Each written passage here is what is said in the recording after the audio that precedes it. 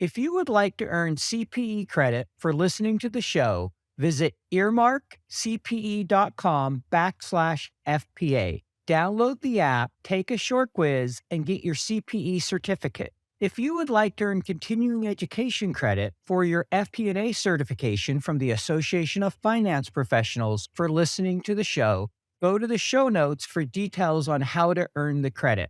Finally, if you enjoy listening to FP&A today, please go to your podcast platform of choice, click the subscribe button, and leave a rating and review of the show. And now, on to the show. From Data Rails, this is FP&A Today. Hello, everyone. Welcome to FP&A Today. I am your host, Paul Barnhurst, aka the FP&A Guy. FP&A Today is brought to you by Data Rails, the financial planning and analysis platform for Excel users.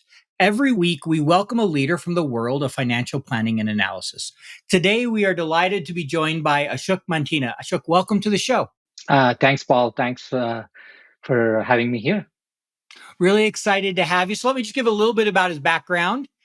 He comes to us from San Francisco, the Bay Area in California. He's currently the CEO and founder of ChatFin, a conversational AI tool for finance, which we'll talk more about later. He previously worked for companies such as Google and Gap.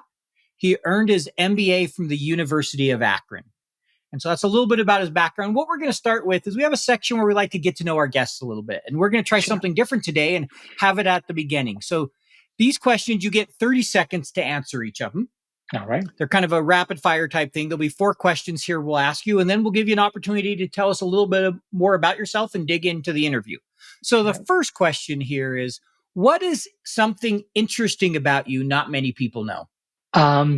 I just got into woodwork. You can see my art in the background, but I'm really bad at crafting. And that's what all the people have been telling me. I can't really cut the wood in a straight line yet. But someday I'll perfect it and become better at it. I think it looks pretty good back there. You're having fun. Yes. That's the main thing. Woodworking, my advice is measure twice, cut once. That's about as far as I go on woodworking. That's right. I agree. Versus, measure once and cut twice. It's not fun. That's right. So next question. If you could meet one person in the world, alive or dead, who would you meet and why? I think the one person I want to meet is Mahatma Gandhi. I read a lot about him, his thought process, and thinking about when you can achieve something in short time using violence. This person opted for totally out-of-box thinking and said, we can achieve the same results using peaceful protests. And I just want to understand the thought process or the state of mind to think something like that.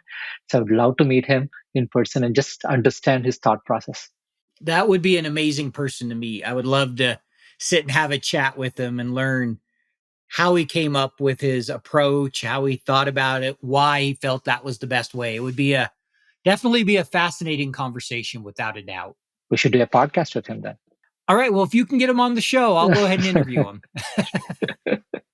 All right. So this is kind of a fun one, a new one we've added, and I'm going to change it a little bit. But what is the last thing you Googled, looked up on, YouTube or ChatGPT? We'll add that in there about how to do finance, FP&A, Excel, something on one of those subjects.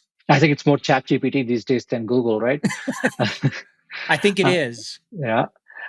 One thing I've seen is sensitivity analysis, how to do sensitivity analysis in Excel, because I've been using machine learning to do sensitivity analysis. But I also want to compare it with the manual ways of doing it. I've done this before, but I was like, okay, let me check if there are any other ways to do sensitivity analysis in Excel. So that's one thing. I looked it up, did some research, and then made a comparative video of how you can do that using manual ways of Excel and how you can use machine learning for it. And so I'm curious, when you say Excel sensitivity analysis, are you talking like a Monte Carlo type simulation, or are you just talking, being able to look at various scenarios, or what kind of sensitivity? So let's say if we have one target variable and 4 drivers. So Got it. When we're starting with it, how do we even think about it? And how do we collect the data?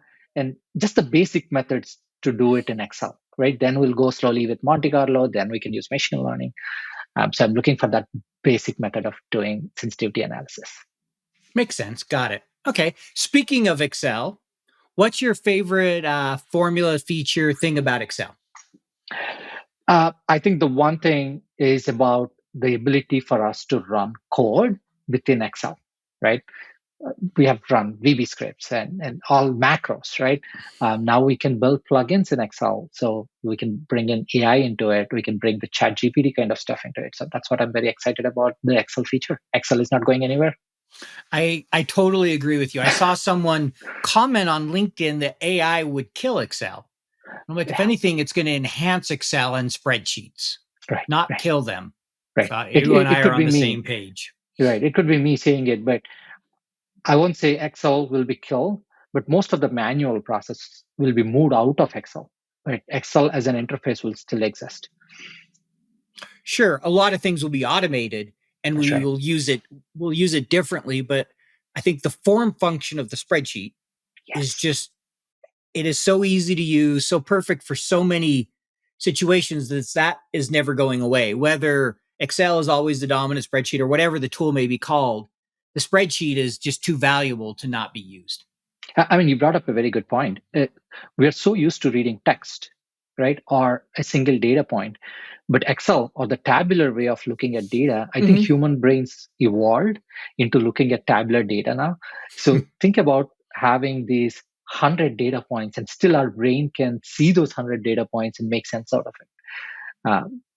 I think human brains evolved, and Excel helped human brains evolve. That's interesting. I never thought of it that way, but I agree. And Excel is the definitely the dominant spreadsheet for the foreseeable future. It's amazing what they've done. But why don't we kind of move on here and just give us a little bit about yourself and your background? Kind of where'd you start and how did you end up where you're at today? Sure. I have been working supporting finance, FP&A teams, controller teams, tax teams for more than a decade now. I worked at companies like Ingersoll Rand, Google, Gap, basically supporting all these teams. But my most interesting parts is solving the problems for the finance teams, whether it's a tax problem, whether it's an FP&A problem, whether why a lot of teams spend time on reconciling data. I still feel like I think we should be able to solve this problem. Do we really have to spend time reconciling data day in and day out? So that's what drives me every day. How can I automate all this work? How can I make it easy for finance teams and increase the efficiency in finance teams? And there's definitely a lot of opportunity. If you look at FP&A, studies show I've seen anywhere from 40 to 75% of our time is spent on non-value add activities.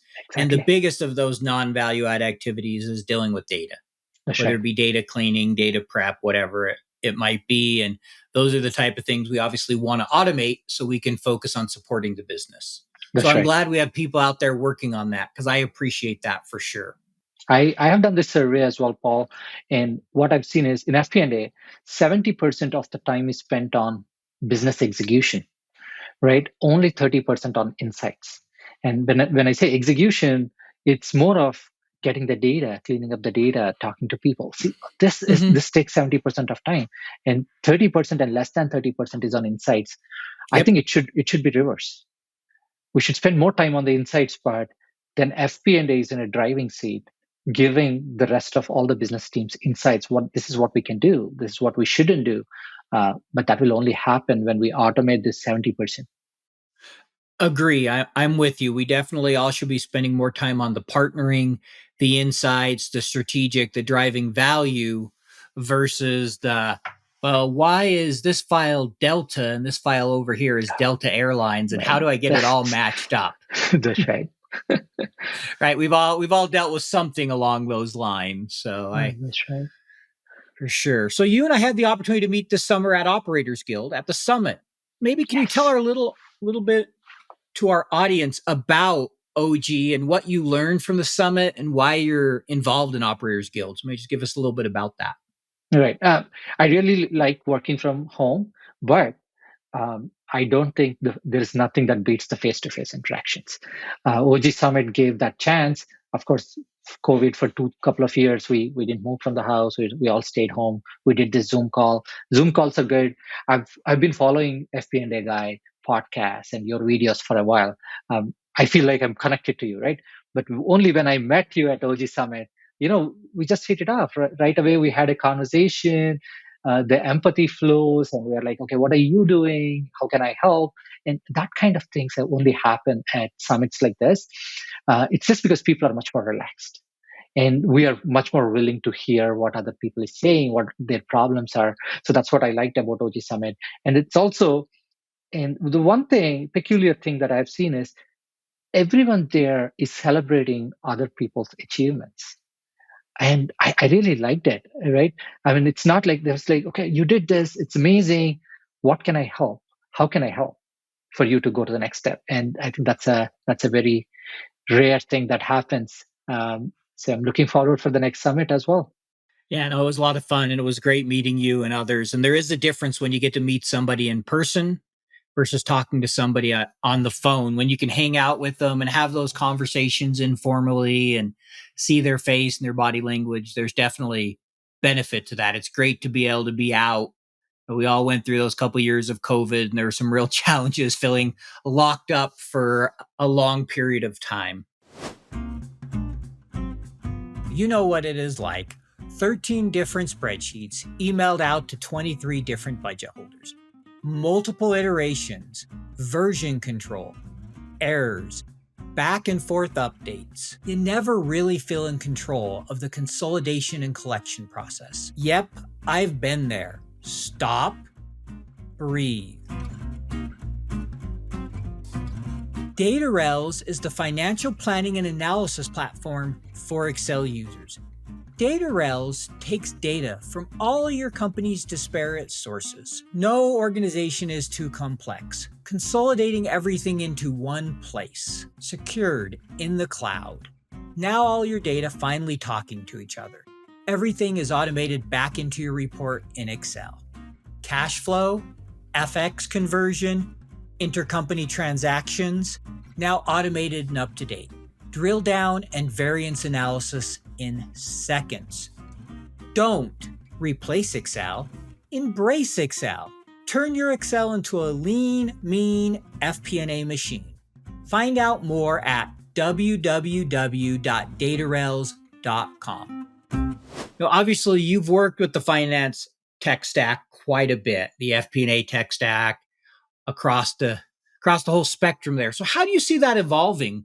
In particular with kind of AI coming and everything, where do you see it going in the next, maybe 18 months, kind of 3 years to 5 years? What's kind of that outlook? Yeah, why? That's a really big question. I think when we start with finance, right? I'm sure you remember all those Hyperion and pre-Hyperion days, right? Where we used to do a lot of stuff on Excel. So particularly with finance, we started with accounting software. Each company used to build their own accounting software.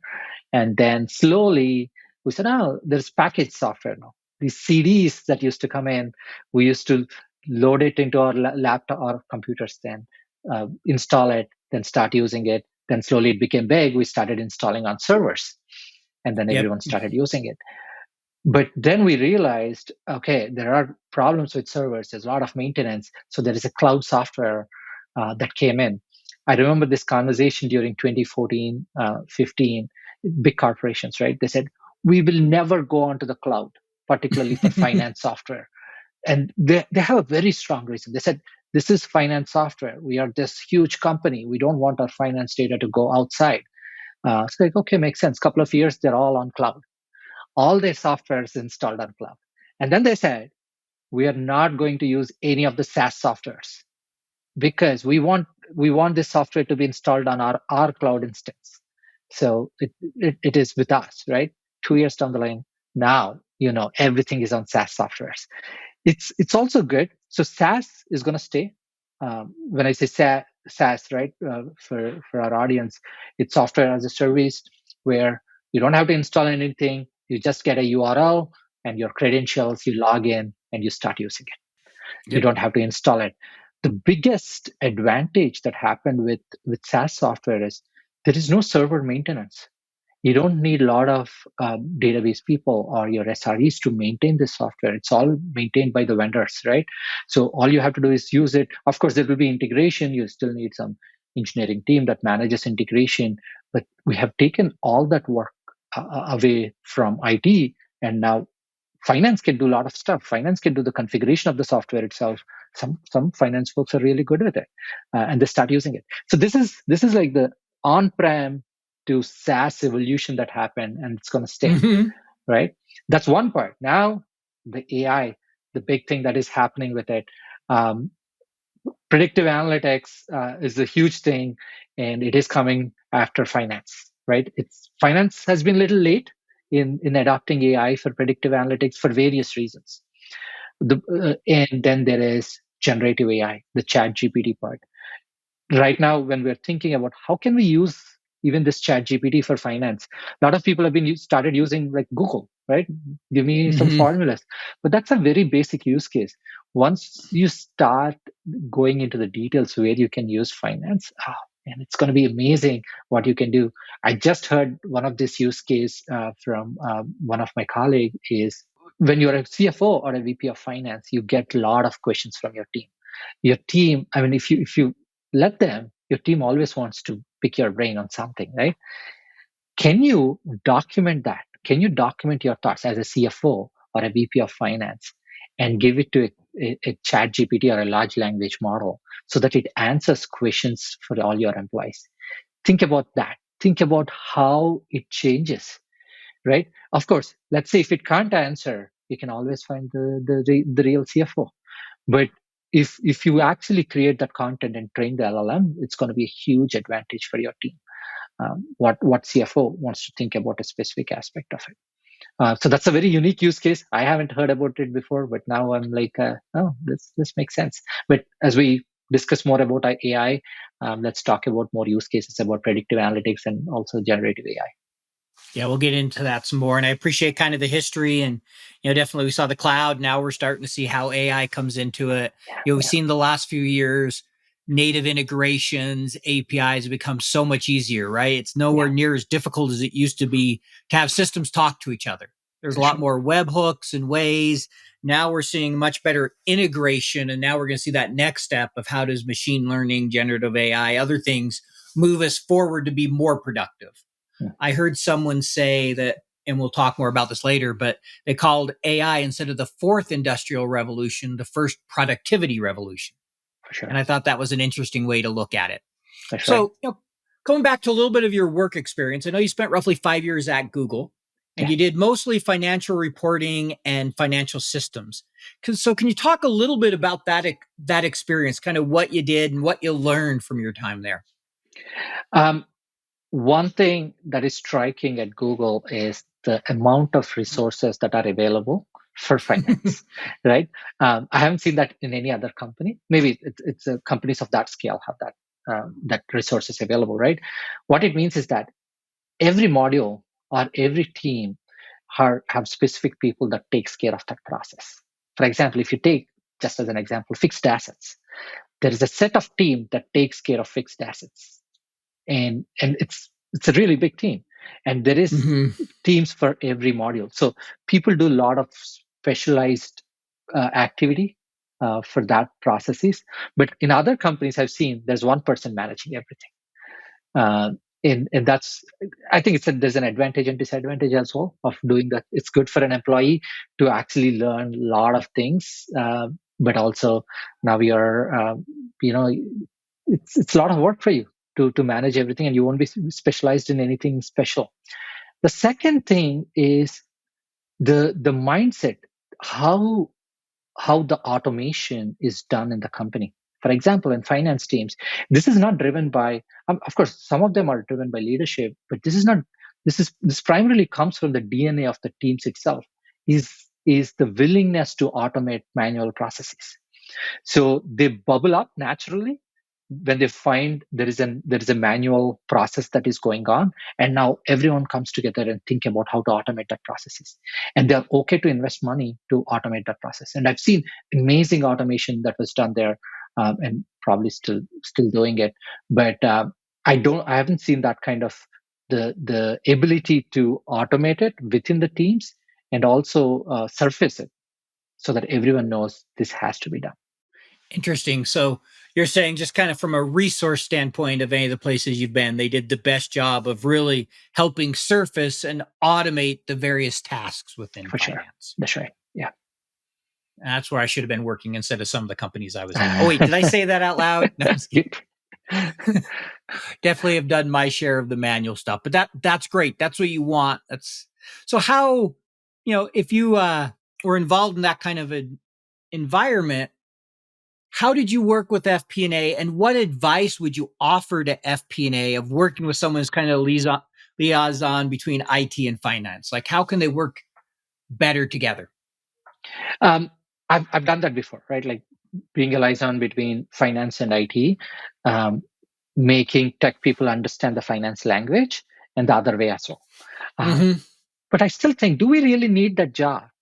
Do we really need a person to make two teams talk to each other, right? But again, if we see the evolution of the finance technology, we are going more towards the user experience of finance users. So now more and more things. Paul, you have seen the new FP&A software. They look really nice, right? When I say they look nice, it's not about the colors. It's also about the user experience.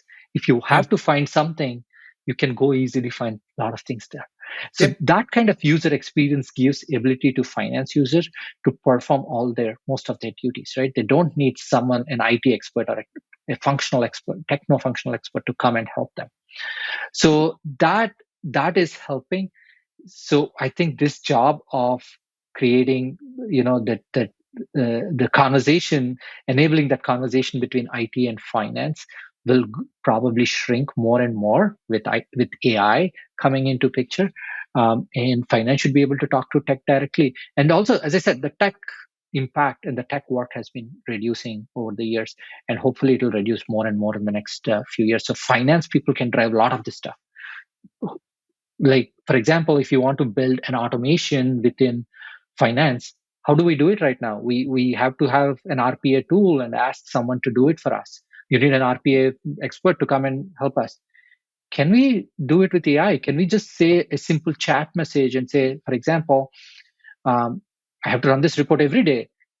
Why do I have to do it manually? Can you run this report every day at 8 a.m. and send it to CFO? Automation should be that easy. And it should be a power for finance users. And think about what happens then. Most of our process will be automated just because they have the ability to do it. Yeah, great point there. And definitely as we automate more of that, it does reduce that need for the liaison. And as tools are more no code, low code, self-service. I've filled a little bit of that role quite a bit in my career. I did an MBA in finance, but I also did a Master of Science in Information Management. And I was a report writer for a year, done some BI. And so often I kind of filled that bridge in different roles between the data side, a little bit of the IT and the finance. And so I can relate to that where you're trying to make sure both sides understand. And I do agree with you. I think you'll see a reduction in the need for that role as we continue to bring easier and easier tools forward to use, like generative AI and other things. One other question around data. I'm sure you've spent a lot of time around data integrity and worked with that a lot with the systems. So when it comes to data integrity and maintaining that, any advice you'd offer to FP&A, any best practices that we should be thinking about as we're, working with data, working with systems, kind of building things out? So data integrity should be your highest priority. There's no other way. You have to fix it. If you find the problem, you have to fix it. Don't go with workarounds or your manual processes to do it.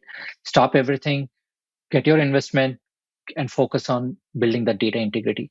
It's just because it's not even a long-term investment for you. It's even, you get the return short-term. And I've seen this in one of the company where there's a lot of planning happening. The planning data is scattered across various systems. And when they bring into one place, data doesn't match, right? And they lived it with 5-6 years without even matching it. You know how? They built another workaround to match the data. And they lived with it. But instead, the company should have done this long ago to normalize the data, to make it right. So one thing is take data integrity very seriously. If you find it, solve it, and also automate the processes. Manual loads into any of these systems is not a good practice. There's a lot of room for error that happens when you start doing these manual loads. So automation is the best part where you can ensure everything is in right and also it's consistent over months.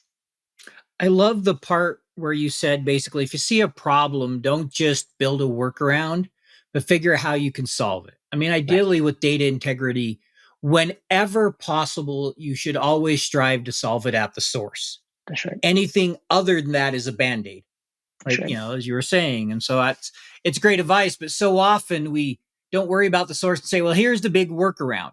That's right. And sometimes that's because, well, we tried to get it fixed and they didn't give us investment. So sometimes you're stuck, but you should at least have that conversation and always try to go back to the source.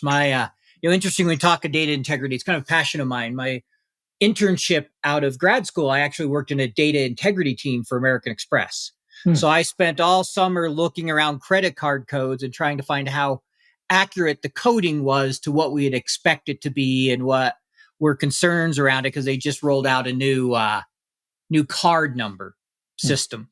They had just updated all the card system and gone to a whole new database. So all the processors had to be updated. And that was a really interesting experience to just see how important that data integrity is.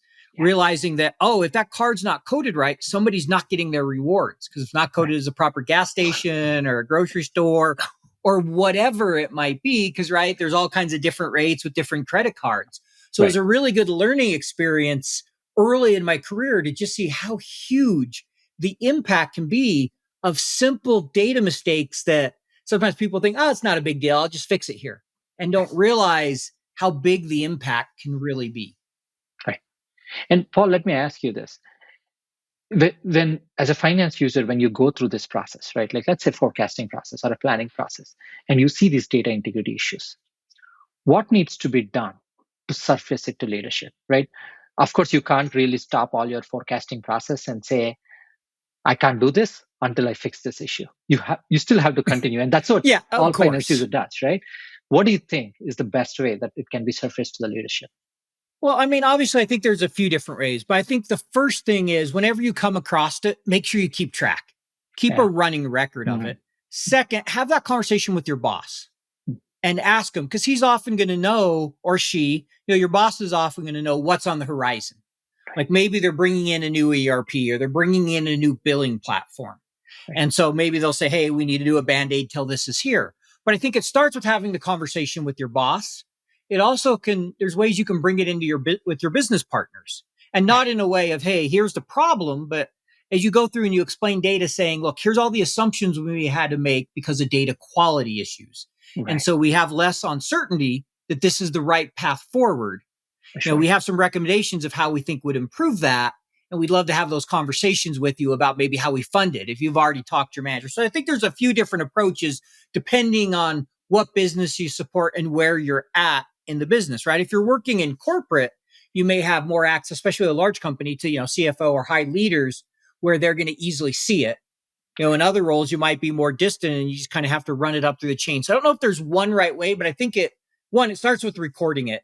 Two, you got to be able to show the impact. Right. Because if the data is wrong, but it doesn't impact anyone, then does it really need to be fixed if it's very low impact? So you also need to have some kind of prioritization. And then, three, whenever you're bringing it up, when able, come with a solution. Don't just tell the boss, our data's a mess. Here's the problem. Fix it for me. That's right. Because they're going to be like, all right, well, you just gave me one more problem. Why do I pay you to give me problems? That's right. And so I think those are things you need to think about, is tracking it, kind of ranking importance of it, trying to think of those solutions, and then having those conversations. Don't just Band-Aid it. That's right. I think there should be problem forums in companies, right? In finance teams, just talking about problems. You said you should come up with solutions. Sometimes it's totally out of your scope to even think about the solution, right? Probably it needs a data warehouse. And as a finance user, I might not be even able to think that, I need a data warehouse, but I know the problems that what is happening with me. So just discussing about problems. And I think lot of IT and people supporting IT, like product managers, will be really happy to hear problems from business users, because that will flow into their roadmaps as well. So just talk to your business partners, as you mentioned, talk to IT and tell them, even if you don't know the solution, tell them what's the problem and how it is impacting you. No, that's a good point. There are definitely times when you don't have a solution. You just need to say, "Hey, here's the issues I'm seeing with the data. Can you help me with the solution?" What I mean is just be careful to not come across as always complaining. Where Oh possible, yeah, bring a for sure. solution or bring a problem with, "Hey, here's the issues. Here's what I'm doing. Help me find a long-term solution."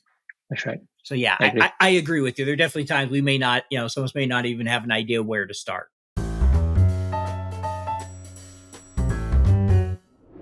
All right. Well, now that we've covered the exciting stuff, I'm sure we bored the audience about data integrity. We'll move on to what everybody wants to know about AI these days, right? So, for the last 3 years, you have been working as a speaker and author about AI for finance. So, can you tell us a little bit about that experience and how it came about? Sure. So this is almost like 4 or 5 years ago. I started thinking about how machine learning models can be used in finance. Right? It's just a thought, because I've seen marketing using it, supply chain using it, but not finance.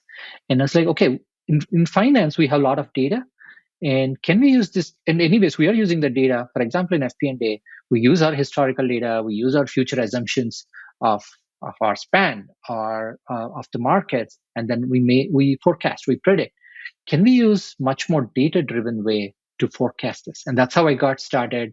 I started talking to various finance teams just to get an idea how things can get started. Mm-hmm. And there's a lot of trial and error method, because at that time there's not many companies that are working in applying machine learning models for finance. um, that's how my learnings. I started publishing a lot of articles, and speaking at conferences. And the advantage of publishing articles and conferences is people come to you and also they tell you about their problems, and that's how you're like, oh, so this is a problem that exists, right? How can we solve this problem now using the technology that is available? So that's how I got started, and it's going great so far. It's a very fulfilling task. Of It's not just about me learning, but also sharing it to all the people. And again, all the audience, they provide information back. So it's a cycle. Totally agree with you. It's a cycle. I've spoke at conferences and written articles, and people come and, "Hey, have you thought about this?" Or, "What are you doing about that?" One of my favorite sessions at a conference last year was around machine learning. So kind of what we're talking about here, and using it in finance. So it was at the Association for Finance Professionals in Philadelphia last year. Microsoft came in and talked about their algorithm they developed, Fin, which is Right. open source, and how it had changed the way they were forecasting and had increased accuracy. And it was just fascinating to Yeah. hear their journey, because they brought in one of the guys who I think was one of their very first, if not their first, finance data science hires about 7 years ago, to help Mm. implement the whole process. And so Right. they had him and another, leader from the finance department, and talked about how they got to the point where, they did analysis, and most of the times the machine learning was more accurate than the human forecast, but they still had that human involvement. It's like, For okay, sure. well, tell us why. If you're going to override it, give justification, and why is it different? And really starting to try to integrate the two. So, as I like to think about it, the machine learning could help inform the human so that they make a Yeah. better forecast. That's right. So, kind of next question here, as we talk about AI, particularly in finance, how do you see that changing the way kind of FP&A departments work? Right. All right.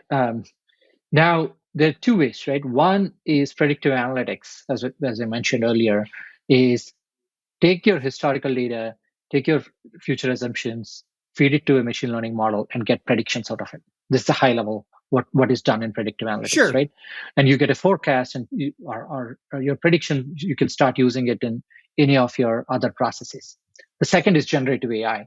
Now, I think it has been 6 months so far that ChatGPT came into picture, and now our imagination of how we can use this new technology, and particularly with generative AI, I think this is an iPhone moment where, if you remember, Paul, in 2007, 2008, all the developers started building apps, right? Mm-hmm. These apps already existed in web, but then they brought those apps and they built it in mobile apps. Of course, there are new kind of apps like Uber that came into picture because of the location. Sure.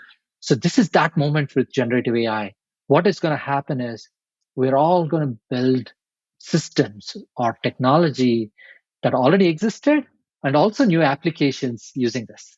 And even all our finance software will have these features in the future.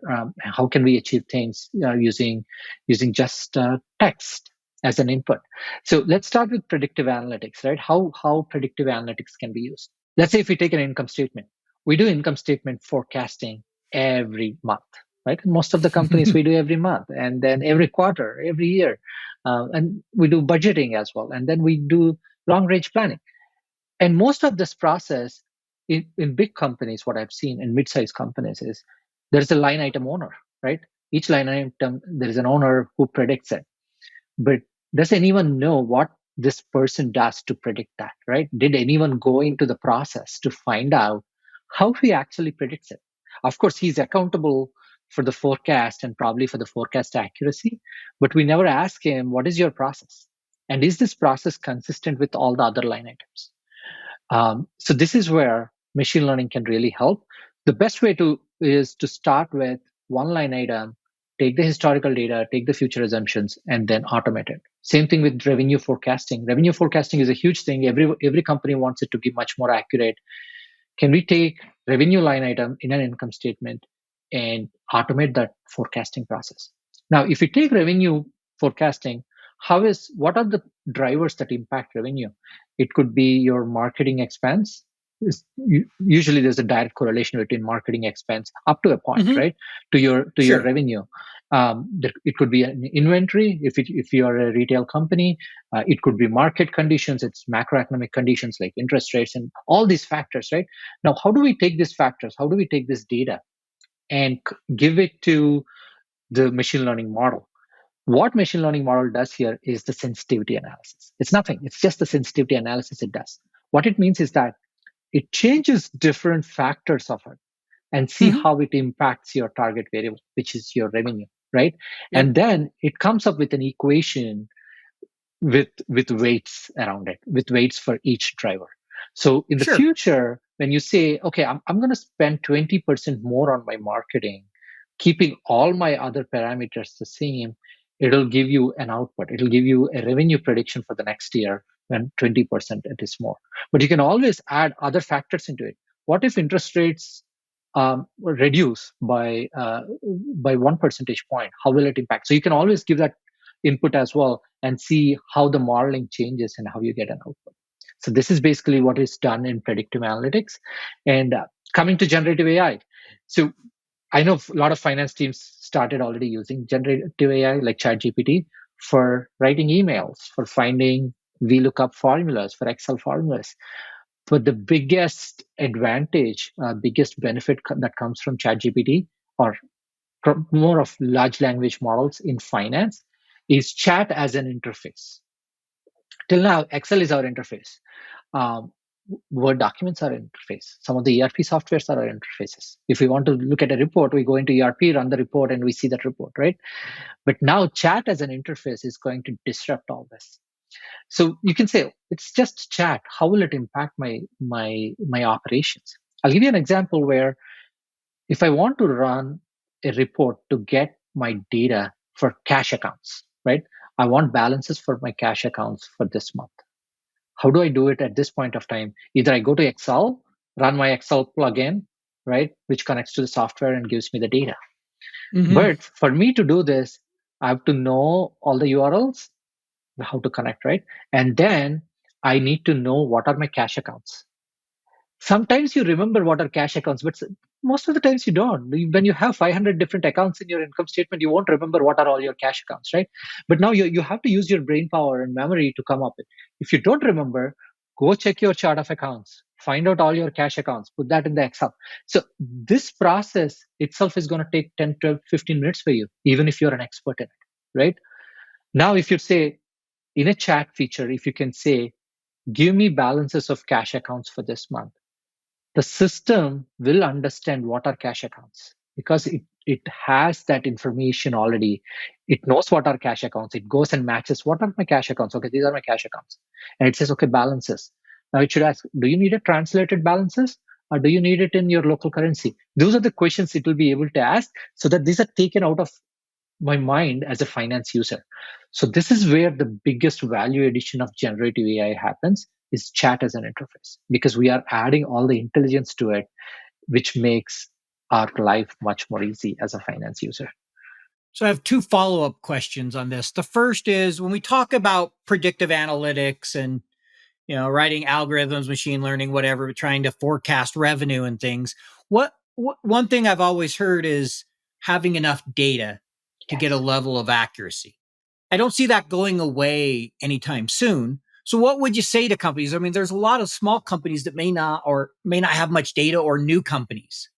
So is predictive analytics, do you see it as mostly something for big companies, or how do you see those kind of two things playing? The fact that you need a lot of data, and then there's a lot of companies that don't have a lot of data. Right. So the requirement of having data, whether it's the size or the quality, it is kind of non-negotiable with machine learning, right? You need to have good data. Let's say if you don't have data, what do? You still, I mean, if you don't have a data as a human, what do? We go for guesswork, right? When I really don't know what's going to happen, I'll say, okay, let's have this 100 tons of inventory and see if it sells, right? So that guesswork will be done when there is not enough data. And it's the same thing will happen with machine. When you just give very little bit of data and let it guess, the accuracy really suffers. So Yep. as a company, let's say if you're a very small company, if you don't have data, you can't really do much with predictive analytics. But what you can do is start saving data for the future, right? Got it. Not just for predictive analytics, even for your ChatGPT and for your generative AI, is once you have good data, in next 3, 4, 5 years, that data is very valuable for you to see how things will change, how you can automate these processes. That's about the size of the data, right? So if you have good data, 3, 4 years of data, you're good to start with. You can start experimenting with it, see if you get good results with predictive analytics. But if you have less than that, start saving it. Don't never delete any of the finance data. Usually when we move from ERP to ERP to the new system, just to cut costs. You know that, right? We'll say, okay, well, I don't need this much data. I'll take 2 years of data. My things changed a lot in the past few years, so I don't really need that data. Let me purge that data. Don't do it. Even if it's a little bit of investment, bring that into the new ERP, put it there so that you have all this historical data saved, which will be valuable for you in the future. Got it. No, that's kind of what I figured. That's what I wanted to get at is, predictive analytics, you need enough data, right? That's critical. We all talk about it. And some people are like, we should be using it to forecast everything. And it's like within reason. You have to understand you got to have quality and you got to have enough of it that it can be valuable. And that's where that human judgment comes in. So second question around generative AI. We hear, obviously everybody's talked about it, all the amazing things it can do, but there's two things that I want to ask about. One, bias in the data. How do we overcome that? And second is accuracy. We've all seen it where it gives wrong answers, but it's conversational, at least what we're seeing with ChatGPT and a lot of these things. And so it's going to come across as if it's right, even if it's wrong. So what advice do you offer to finance professionals to be careful of those two things, to make sure, the accuracy and the bias doesn't become a major issue? Right. So one thing we have seen, particularly for finance teams, is don't put any of your personal data or any of your company's data on ChatGPT or any of these public things, right? If there are products that come up with this application where they will separate your data, so there you'll be okay to do it, right? So if you want to just write an email, very generic email, yeah, not a problem, use it. If you want to ask a raise, yeah, you can use ChatGPT to do it, but not with the finance data that you have. That's one, right? Second, hallucination is a real problem with all these large language models, but there are ways to actually curtail it, right? To make it much more accurate.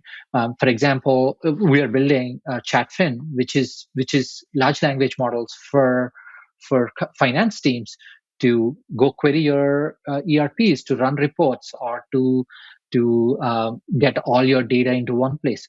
everything you can do it using large language models, using generative AI. There are technological ways where how we can stop these systems to hallucinate and make it much more specific about the tasks. There is something called knowledge graphs that we build. What it means is that now, if we want it to run a report and give us data, it's not going to go and create that report. We'll say these are the existing reports. You have to go select which is the report that is matching to the user input. Now that's how we are going to regulate large language model, not to hallucinate and give you a data which doesn't even exist in the company, but be very specific about what are the ranges of things that are there. So there are ways how we can do it, and that is very important for anyone who's building a product with large language models for finance teams. Make sure it's not hallucinating, make sure the data is right. And there is also few user interface ways how we can make sure to build trust with a finance user. For example, you're asking to trigger a workflow in an ERP, right? You're saying, okay, I have to do this. Can you trigger this? Then the AI can ask you back the question and say, hey, this is what I'm running. Is this what you want? Right? Or these are the legal entities that I'm going to run this job on. Is this what you want? So you can always build that iterative process to build the trust within the system. I think it's going to be an exciting future. It definitely is. I think those are some great points you made there around one, it coming back and explaining what it's going to do, kind of having that conversation. So you know that it's understanding the question. There's definitely ways you can prompt it, different things you can do.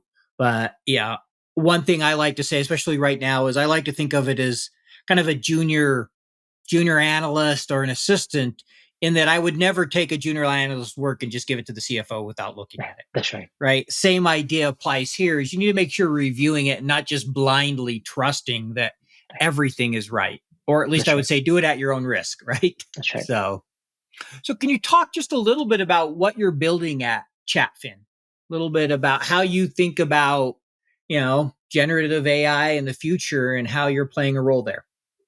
So our vision is to build the first general finance artificial intelligence. What it means is that it should understand anything finance, right? You ask it, you ask to perform a task, or you ask a question. It should be able to understand everything finance. Right now, we have a lot of large language models, but you go very specific about some data within your company, it won't even work.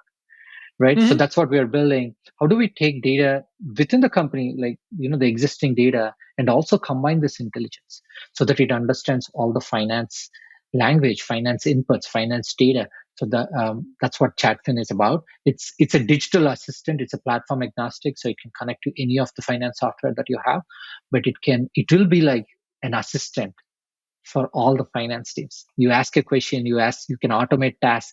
Imagine everything, right? Imagine querying data without, let's say you're an Oracle person. Now you have to work on SAP. You know how difficult it is to do it, right? I've worked on both, yeah. It takes a year and a half or 2 years to even actually get into that system and know everything, how things are happening. So take that, the technology, the domain, the specific software knowledge out of it. Now you can have a finance analyst who's a rock star without that very specific technology knowledge with him, right? You can hire a lot of people with SAP background to your Oracle or Anaplan or whatever softwares that you have. So that's what we're building, a platform agnostic, which can connect. All you need is the finance knowledge, and now your analyst will be a rock star, or your manager will be a rock star. Even your CFO, VPs, they don't even have to rely on their teams to get some of the data. They can do it by themselves. Maybe I should go back to being an FP&A professional instead of this business gig. If it doesn't work out, I'll come find you. That's right. If you want to be a rock star, yes. Well, I do prefer being a rock star. I really don't like being a low performer. It's not what I strive to be. So, well, this has been a great interview. I could probably talk to you all day about, ChatGPT, generative AI, how the world is changing before our eyes. But we're coming up on the end of our time here. So I just have 2 more questions for you. So the first is, if we have someone listening in our audience that wants to start learning about AI and take advantages of tools available to them, particularly someone working in FP&A, what advice would you offer them? So particularly FP&A, having basics of data science will give you an edge in the job you're doing. irrespective of the tools that are available right now, which can automate most of the data science tasks, right? If you have time, I always suggest this to FP&A people: learn some basics of data science, right? How data science works, what are the techniques, what are the statistical ways we can use our data, or even automating it. Getting some Python knowledge is good. So you can use a lot of other tools to do it. Now with ChatGPT, getting your Python code ready is not that difficult. So learn data science basics, some coding language, so that it's easy for you to automate tasks. That is how you can get started. But with generative AI right now, maybe it's too early for me to say it. I don't think you have to learn anything specific about generative AI, because the whole purpose of generative AI is to make things easy for you, to use Yep. English, right, to get your things done. And that's how all the softwares that are built is enabling finance users just to use their finance knowledge in English or any language, basically, to get things done. But data science is something that you have to learn, though. Okay. Got it. Do you have a book or anything you'd recommend, or maybe something we could put in the show notes for people that are looking to learn a little bit more? My book, Supercharging CFO Office with AI, is coming in the next few months. So that would be a good start point where you can we talk about some of the use cases and how generative AI is going to impact. But there are a few courses, free courses on Coursera, basically the data science. They're not very finance specific, but you will learn. For now, there's no specific finance data science course that is available. Maybe I should start building it, right? I've been talking about it for a while, but I've never done it. But there are a few courses on Coursera that you can start with data science, basics of data science with Python, and that's a good start. Okay. Thank you. Appreciate that. And we'll put those in the show notes. So, last question. If someone wants to get a hold of you, what would be the best way for them to contact you? LinkedIn, connect me on LinkedIn, send me a message, what you want to learn. I'm really happy to answer any of your questions. And if you want to know more about ChatFin, ping me. Perfect. Sounds good. We'll definitely put your LinkedIn profile in the show notes so people can Sure. reach out to you, and appreciate your time today. It was a pleasure chatting with you. Thank you for joining us, and hope you have a great rest of your day. Thanks, Paul. Thanks. It's an honor to be here on this platform. Thank you.